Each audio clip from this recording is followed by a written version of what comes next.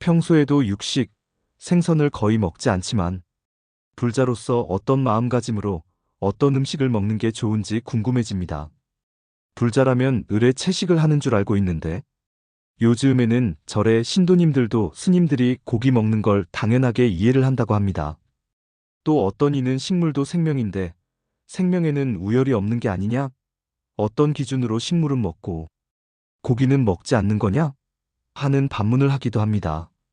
최소한의 육신을 유지하는데 종의 단계가 가장 낮은 식물을 섭취하는 게 옳다고 해야 될까요?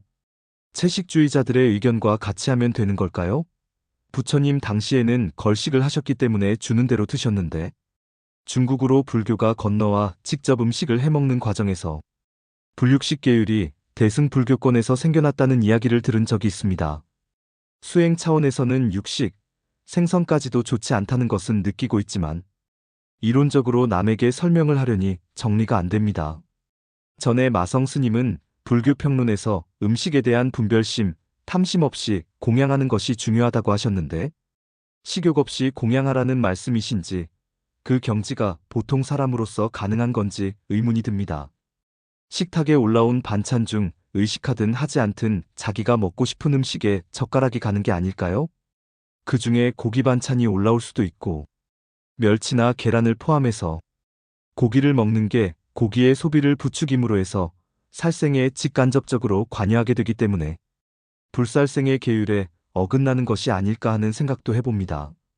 불자의 입장에서 수행의 차원에서 생선, 육고기, 달걀, 김치찌개에 들어간 참치, 오신채 등등 음식을 어떤 마음가짐으로 가려 먹는 게 좋을지 논리적인 답변 부탁드립니다.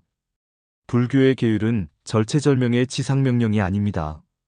계율에 어긋나는 행위를 할 경우 미래에 언젠가 괴로운 과보를 받는다는 점을 알려주는 것입니다.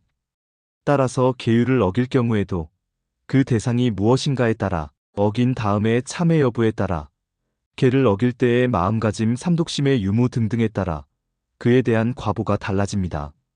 3기회 후에 5계를 받는 것이 일반적인 불자 입문이식이지만 5계를 받지 않고 3기위만 다짐해도 불자로 인정됩니다. 5계의 경우도 모두 받지 않고 일부만을 받을 수도 있습니다. 우바세오 개경이나 대지도론에서는 수계 정도에 따라 제가불자의 수준을 다음과 같이 구분합니다. 일분행자, 5계 가운데 한 가지 계만 받고 지키고자 하는 제가불자. 소분행자, 5계 가운데 두세 가지 계만 받아 지키고자 하는 제가불자. 다분행자, 5계 가운데 네 가지 계만 받아서 지키고자 하는 제가불자. 만행자, 5계 모두를 받아서 지키고자 하는 제가불자. 단음행자, 5계 모두 지키면서 부부 생활에 음행도 하지 않겠다고 서원한 제가불자. 예를 들어 생선의 집을 운영하는 분의 경우 불살생계를 받지 않으면 됩니다. 회사 업무로 술을 마셔야 하는 분은 불음주계를 받지 않으면 됩니다. 장사를 하기에 거짓말을 많이 하는 분은 불망어계를 받지 않으면 됩니다. 수계식 때에 자신이 지킬 수 없는 계목에 대해서 복창을 하지 않으면 됩니다. 그러나 자신이 지키겠다고 서원한 계목은 철저히 지켜야 합니다. 그럴 경우 미래나 내생 언젠가 5계 모두를 지킬 수 있는 직업이나 상황 속에서 살 수 있게 됩니다. 이상과 같은 가르침에 의거할 때 가능하면 채식을 하면 좋겠지만 그럴 수 없는 상황이라면 그때의 상황에 맞게 원만하게 식사하시면 됩니다. 그러나 채식을 하는 것이 옳고 미래나 내생에 언젠가 채식을 해야겠다는 생각은 갖고 있어야 합니다. 보리심의 새싹 홈페이지로 들어가 보시면 채식에 대한 좋은 가르침을 많이 만날 수 있을 겁니다. 그리고 식물도 생명이기에 이를 먹는 것과 고기 먹는 것이 다를 게 없다는 얘기를 쓰셨는데 부처님 가르침에 의거하면 식물은 중생에 속하지 않습니다. 생명과 중생이 동의어라고 할 때 불교적 관점에서 식물은 생명이 아닙니다. 윤회의 세계인 3계, 육도, 그 어디에도 식물의 세계는 없습니다. 구체적으로 얘기하면 식물은 DNA로 이루어진 세포 덩어리일 뿐입니다. DNA와 세포는 지, 수, 화, 풍의 사대로 만들어진 것일 뿐입니다. 지수와 풍 사대에 식이 부착되어 있어야 중생입니다. 다시 말해 고기 덩어리인 육체의 중음신 또는 귀신이 오버랩되어야 중생입니다.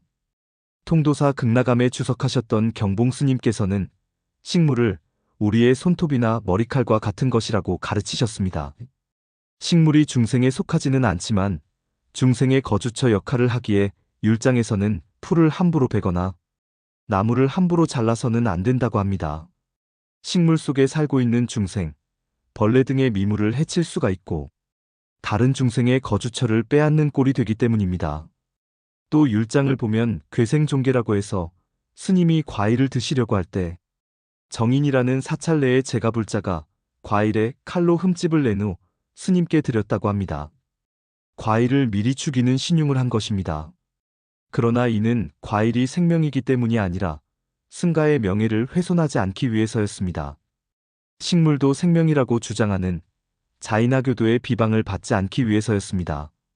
또 식물의 경우 음악을 틀어주면서 키울 경우 잘 자라고 해치려고 할 경우 반응을 한다는 실험에 근거하여 식물도 생명 아닌가 묻는 분들이 계시는데 그렇지 않습니다. 광물인 물의 경우도 컵에 떠놓은 후 좋은 마음을 보내주면 질이 좋은 육각수로 변한다고 합니다. 사람의 마음가짐에 대해 식물만 반응하는 것이 아니라 광물도 반응합니다. 다시 말해온 세상이 사람의 마음가짐에 대해 반응합니다.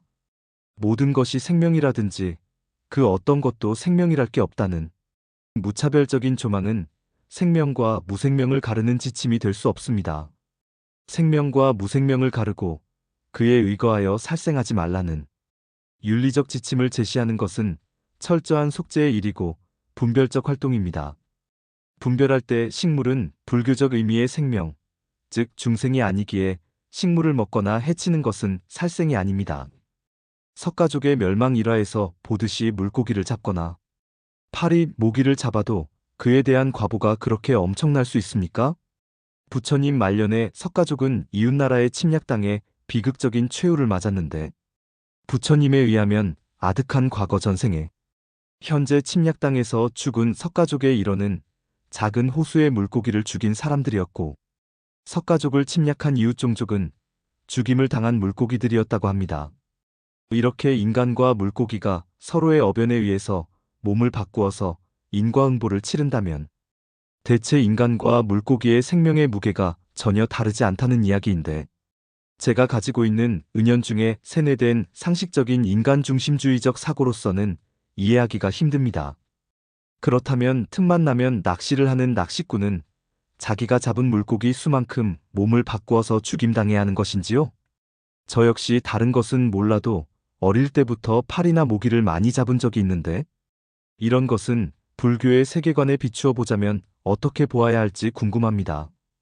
어느 불교 책에서는 같은 보시를 해도 동물에게 하는 것과 인간에게 하는 것, 수행자에게 하는 것, 부처님에게 하는 것이 저마다 보시의 무게가 다르다고, 즉 생명의 무게나 위계질서를 인정하는 논리를 읽은 적이 있는데 그렇다면 위의 인간과 물고기의 무게를 동일시하는 듯한 석가족의 멸망 이야기와도 조금은 상치되는 것이 아닌지요? 악행을 할 경우 그 대상이 누구인지, 악행 당시의 마음가짐이 어떠했는지, 악행 후 진심으로 참여했는지 여부에 따라 그 과보가 달라진다고 합니다.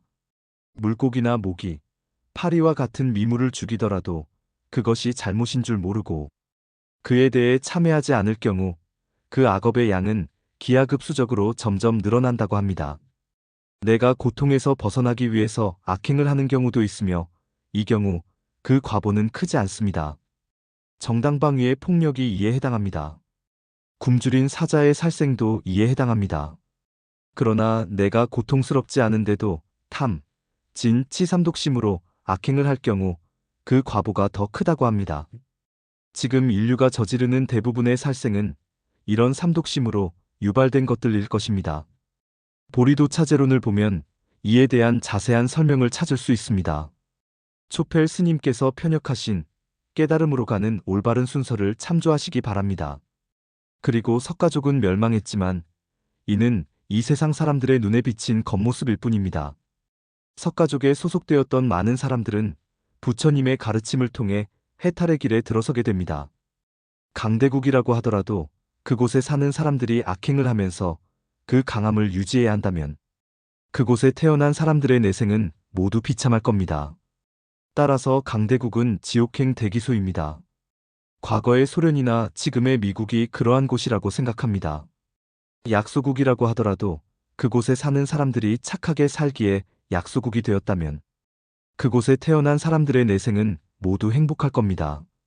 그러한 약소국은 극락행 대기소입니다. 지금 중국에 의해 침탈당한 티베트가 그러한 곳이라고 생각합니다.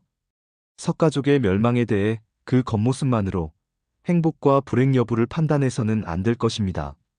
악한 강대국에 사는 것보다 착한 약소국에 사는 것이 진정한 행운이듯이